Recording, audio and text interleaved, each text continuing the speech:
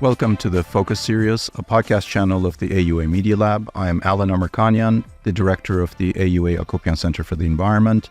Our guest today is Dr. Vahagn Tonoyan, a water sector expert with more than 2 decades of experience advising USAID, World Bank, and the EU on water reforms in Armenia.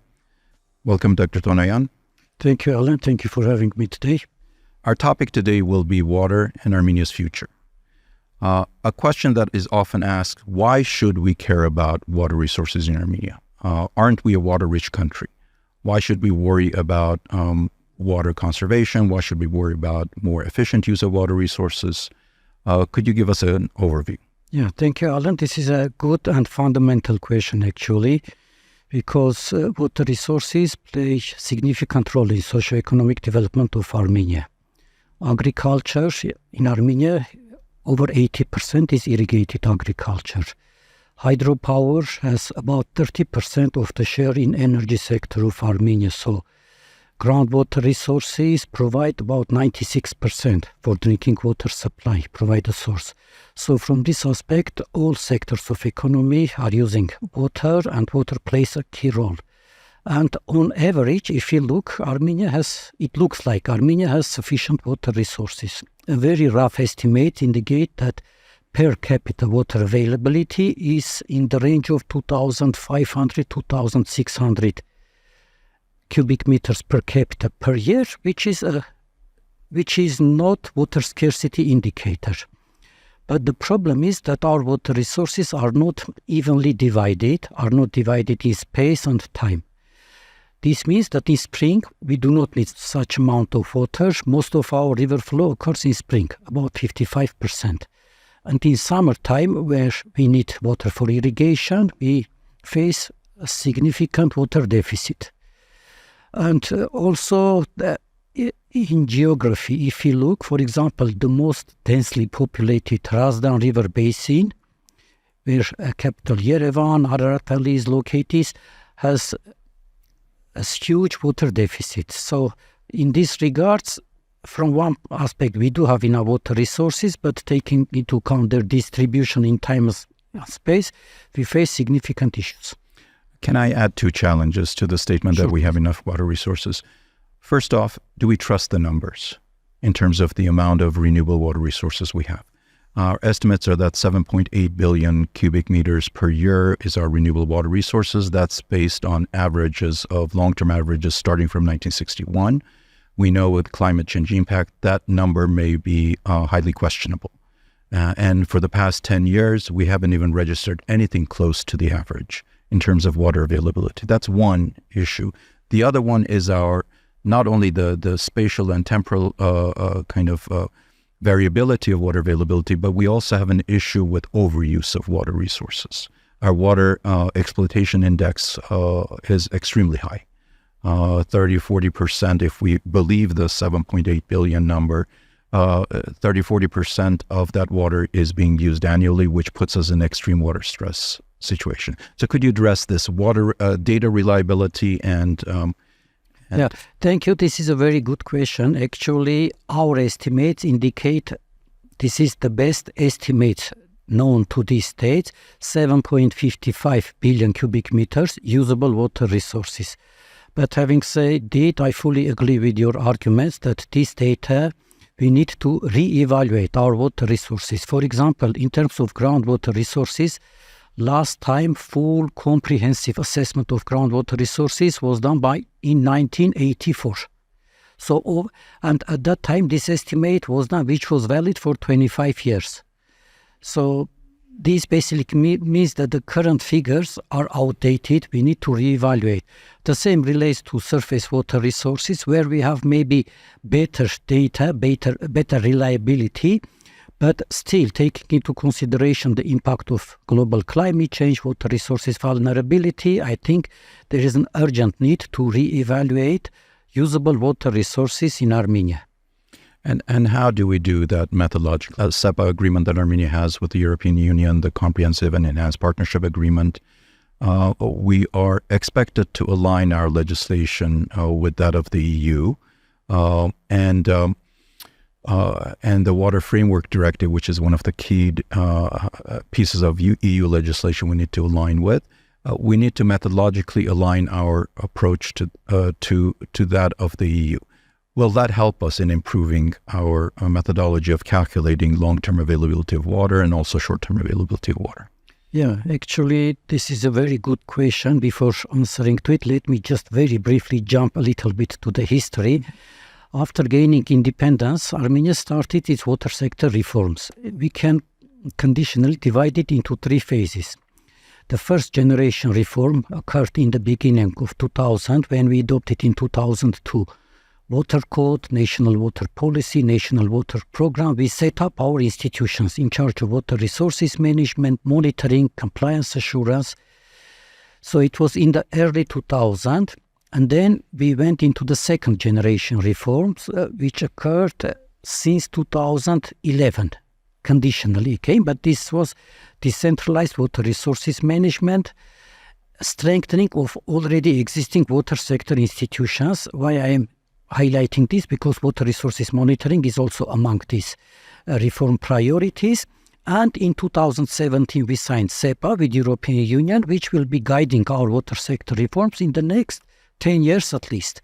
And here we took a very ambitious time-bound commitments. One of them was introduced WFD compliant monitoring. That's a Water Framework Directive. Yeah, Water Framework Directive, within Water Framework Directive. And actually the deadline is approaching very soon. It's March 2026. I am not sure that we will fully achieve this, but we make significant progress in that direction. And here, Water Framework Directive provides a very nice guidance document, for example, on water balance calculation, assessment of usable water resources, where we have to replicate, where we have to adhere the best available technologies and methodologies. Mm-hmm. Very good. So there have been improvements, and now, as you mentioned, the next phase of water sector reforms is focused primarily guided by the European Union directives we have to approximate our legislation with. There are 5 such directives. We can talk about that later. What would you say are the main challenges in both approximating Armenian legislation to the EU directives, but also overall the governance challenges that you may highlight? Let me start with your second aspect, I mean the governance questions. Earlier we mentioned about the availability of water resources, these spatial temporal imbalances. The problem aggravates from poor water governance. Unfortunately, we do not manage our water resources effectively, efficiently. Water productivity is very low. When we take just a few figures I can provide you about water losses, we have huge water losses in drinking water supply section, in irrigation sector, also efficiency, like per 1 cubic meter of water use. When we look at different sectors of economy, efficiency and productivity could be significantly improved. Do you have any numbers off the top of your head? Yeah. Let me start with drinking water supply sector. Last year's official, we have unified operator for water supply and sanitation, Veolia. We signed lease affirmage contract until in 2017 until 2031. So gradually they are decreasing these water loss indicators, but still it's huge. Last year's official figures, according to the Public Services Regulatory Commission, was 69.4% water losses. This is by far the highest figure in entire Eastern Partnership region. And while we can say that this could be due to poor infrastructure, I don't think that the drinking water supply infrastructure in Armenia, Azerbaijan, Moldova, Georgia was too much different when the Soviet Union collapsed. So I think here the issue is not only about poor infrastructure, and here this is very worrying number. Having said this, the other sector, irrigation, here also we have alarming figures. I mean, not so bad, but still.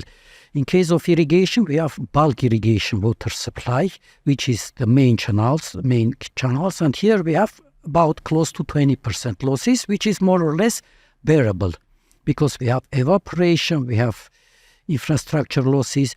But when the water reaches to water user associations, from here, farmers deliver water, water user associations deliver water to farmers. And here we have losses in the range of 20 to 67, depending on water user association. This is huge losses. On average, half of the water is getting lost for irrigation. And what is even more worrying, that this water user, when we analyze briefly these water user associations operation, we see that the efficiency is not good, productivity is not good, and in general, from the time when we abstract water for irrigation at its source until it reaches the crop, it's consumed by crop, on average it's from 23 to 25%. So basically, 25% reaches the plant. Yeah, is used by the crop. plant. Yes. So this is alarming figure, and we have. And that may also be excessive water, even that 23%, yes, because the plant may not need that much water. Yes. Right? Unfortunately, the drip irrigation and everything is only now being applied in Armenia. It's not so widely applied, but we have a huge room for improvement here. Mm-hmm, mm-hmm. So 80% of the water, 90% of the water is used for agriculture. That's about 60% of that is irrigation, 40% of it is fish farms, aquaculture, and then another 8 to 10% is industry, and then 6% is drinking water. So the big challenge for us to tackle is to start with is agriculture, right? Mm-hmm. Agricultural water use. Where should the main efforts focus on in terms of reducing water use in agriculture? Unfortunately, until now, Armenia lacks overall strategy, specifically talking about agriculture. Which direction do we want to go? I mean, during the last 2 decades, Armenia has implemented a lot of projects with the support of IFIs to improve. That's international financial institutions. International financing institutions to improve infrastructure. They did rehabilitation, partially modernization also, but due to lack of overall comprehensive strategy, the direction we are going, the results were not as efficient as we would imagine. Still, we have huge infrastructure losses. This is one aspect that we have to take into consideration. In parallel, the government of Armenia in its program of measures for 2021-26 has included reservoir construction. This is one of the options to regulate river flow and also to supply gravity water for irrigation. But here we haven't performed a real strategic thinking, because cost-benefit analysis, which direction we shall go. I can again give you 2 quick figures. There is a World Bank estimate that in Armenia, at this moment, roughly we have 100,000 hectares irrigated. If we do modernization, irrigation infrastructure modernization in our country, very rough estimate is between 300 to 400 million USD, the cost of rehabilitation of the irrigation infrastructure. On the other hand, and it's a per cubic meter of water between 0.7, 0.8 USD per cubic meter.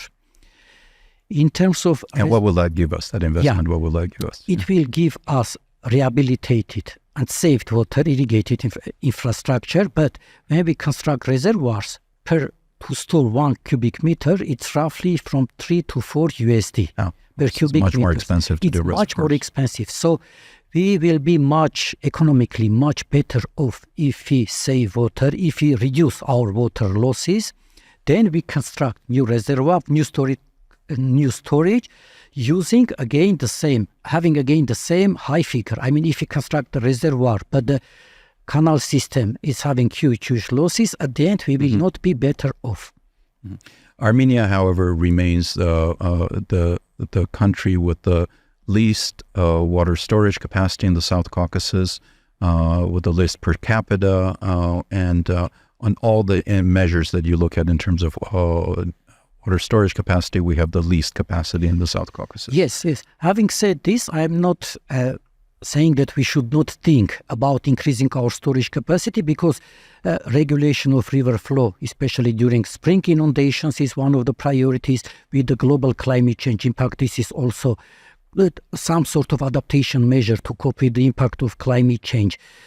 And if you compare with our neighbors per capita storage capacity, Armenia's figures are very close to Iran, 65% less than the Georgia per storage capacity, and from 4 to 5 times less than in Azerbaijan and Georgia. So from this aspect, yes, we have a huge room for improvement, and we need to think about this. One clarification. The Azerbaijan number goes way up because of the Mengichever reservoir, right? They have. You take that out, it's still higher than Armenia, but it's not as high.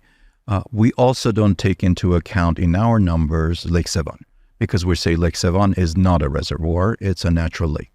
But we have 35 billion cubic meters of water in Lake Sevan. Yes.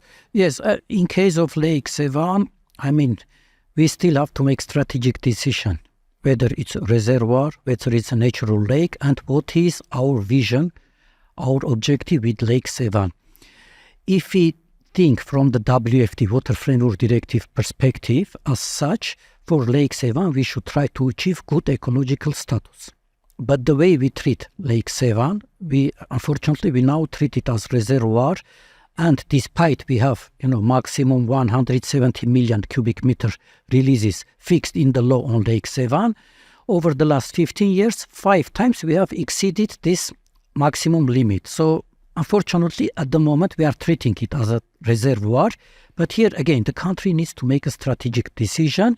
Based on that, we have to plan our activities. Because, unfortunately, this releases from Lake Sevan, this 170 million, half of it does not reach to Ararat Valley. It's lost due to evaporation. It's lost to the irrigation infrastructure.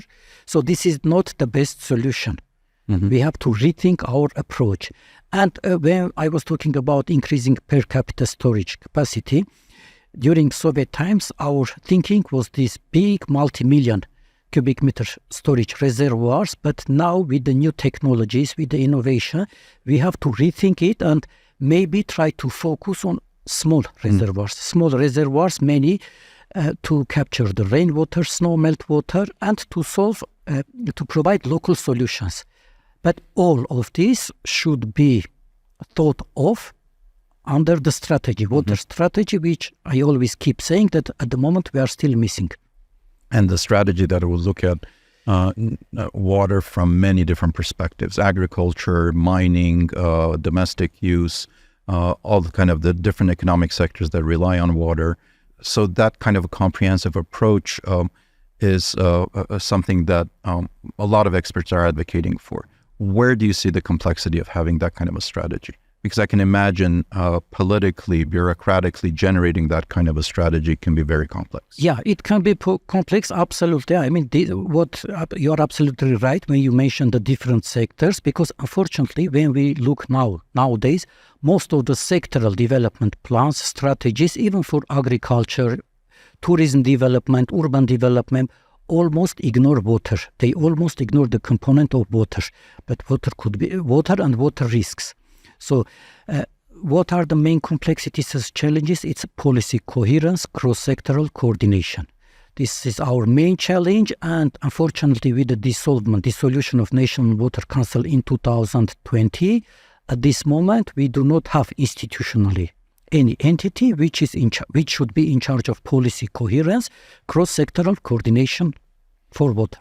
The water policy now is developed by the Ministry of Environment, right? And they are also the ministry that hands out the water permits to users, water user permits. And then the infrastructure, water distribution infrastructure, is operated by the Water Committee of the Ministry of Territorial Administration and Infrastructure. Very complex, very opposing interests institutionally. And so how do you see within the existing political structure or administrative structure, governance structure, how do you see a comprehensive kind of multi-sector water policy being developed in Armenia? Yeah, actually, I will go back again. When I always refer to the strategy, having strategy, long-term strategy would help us very much for this to solve these complexities, because I can give you example. For example, we have water committee, which is coordinating also irrigation sector.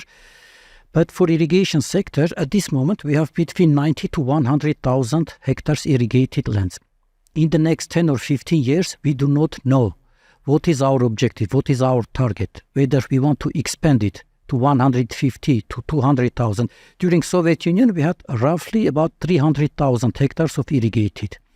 So without this strategic decision, the Ministry of Environment, which is issuing water use permits, they don't know within 10 years for irrigation sector what will be the real water demand, how much we need to increase our efficiency, whether we can meet this demand or not, and then what are the policy measures and policy implications for the ministry. Because based on it, they have to make interventions, they have to make government resolutions or make amendments in the laws. So lack of this strategy leads to very fragmented management of water resources with these institutions and lack of policy coherence in general. One key question that keeps coming up in all the discussions of thinking about the future of Armenian water is, what are the main threats to Armenia's water sector? Climate change, transboundary relations. Can you talk a little bit about that? Yeah. Actually, we have several threats. One is at national level, which I mentioned. This is water security. This is about huge water losses. This is about depletion of Ararat artesian basin due to very simple over-abstraction of water resources by fish farms. We have Lake Sevan issue, which is decreasing, which is blooming. So this is another aspect. But algal blooms. Yeah, algal blooms. But global climate change and also transboundary challenges add another layer of complexity into this picture. We know that recent years, Turkey is intensively constructing reservoirs, mainly for irrigation purposes, in the upper reaches of Arax River Basin. More than 1 billion storage capacity. Just for a comparison, in the Government of Armenia program, when we have these 15 reservoirs newly to be constructed, altogether their storage capacity will be up to 220 million cubic meters. Whereas in Turkey, construction of reservoirs with 1 billion capacity will reduce the flow of Arax River. This is very rough tentative estimate of our hydrologists by over 50%. Mm-hmm. Well, there's several dams, and the most recent one will soon be put into operation, the Soylemez Dam, which starts somewhere around Erzurum. That will be 1.3 billion cubic meters of storage capacity. Significant impact. I know Iran has raised concerns with Ankara. I don't know how Azerbaijan, but they also will be impacted. But of course, the Arat Yandash, the Arat Plain, will also be significantly impacted. It will be even more impacted. Azerbaijan actually will be more impacted. Our estimates, very rough estimate, is up to 70%. Mm-hmm. So they will be much more impacted. And here is unfortunately something that Armenia lacks, maybe what we call water diplomacy from transboundary perspective, because unfortunately we are not taking any proactive measures in this regards. For example, with reservoir construction with Turkey, we could try to talk to Azerbaijan, to Iran, also to see what are the opportunities, or even just raising this question. In this regards, unfortunately, we are not taking proactive approach, and the Republic of Armenia has a commission on transboundary water resources. It was established, I think, back in 2003, if I'm not mistaken. By the Water Codex. Yeah. Unfortunately, since then, I think the commission has not done anything. They haven't been formed, and they don't have a secretariat. It has been formed. It does not have any secretariat. It's not known whether they have had any session. At one point, donor community was trying to help to make this work, but now I think it's getting more and more critically important that this commission really works and analyzes the situation from the transboundary perspective and also guides country strategy from transboundary perspective. And Ministry of Foreign Affairs is really the only state agency that has to deal with the water diplomacy aspect of it. What is your thoughts? Where is it? Is there a need for capacity improvement at the Ministry of Foreign Affairs with respect to water and as well as broadly climate, diplomacy? I think Ministry of Foreign Affairs, you are absolutely right, has a big role in it. For example, when we were having Armenian-Iranian negotiations back in 2005 on Arax River transboundary monitoring, because Iranian side was always raising the issue of water pollution, Ministry of Foreign Affairs was participating in all these meetings, giving very valuable feedback and perspective. I think both the Ministry of Foreign Affairs and Environment, they need capacity building in terms of this water diplomacy from transboundary perspective, and also they need to work together better. Again, policy coherence, cross-sectoral coordination needs significant strengthening from this perspective. From a water diplomacy perspective, relationship with Azerbaijan is often strained also on the waterfront. Azerbaijan accuses Armenia of polluting water resources, sending it to them in a polluted form. Armenia now is concerned with the new, some of the water springs taken over, occupied by Azerbaijan will give opportunity for either diversion of water away from Armenian river basins, or actually risk of pollution and the risks of maybe, depopulation that may come with those kinds of potential threats. So what is it that we should be doing as a country in terms of a relationship with Azerbaijan and water resources? This is a very good question, which we were trying to address over the last 2 decades, because it has some complex political aspects, but also technical aspects. So if you take from technical perspective, we do have cooperation with Azerbaijan. We do have joint monitoring campaigns, not directly in the territory of Armenia or Azerbaijan, but through involvement of Georgia, international projects. We have trilateral meetings, trilateral monitoring campaigns. So from technical perspective, it exists. But unfortunately, due to political situation, due to political complexities, we are still unable to manage it, to talk to them directly on water sector issues.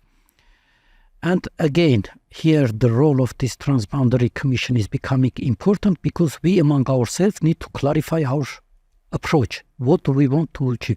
If Azerbaijan accuses us, what is the reply? What do? We do spot checks, we do joint monitoring, or we work with the laboratories to get our methodologies closer to each other. Because, for example, in terms of water quality, Azerbaijan is still using the Soviet-based maximum allowable concentration approach. We are using completely different standards. So our data on water quality and the data from Azerbaijani laboratories, they are not comparable, simply not comparable. And when they say that we pollute, according to which standards?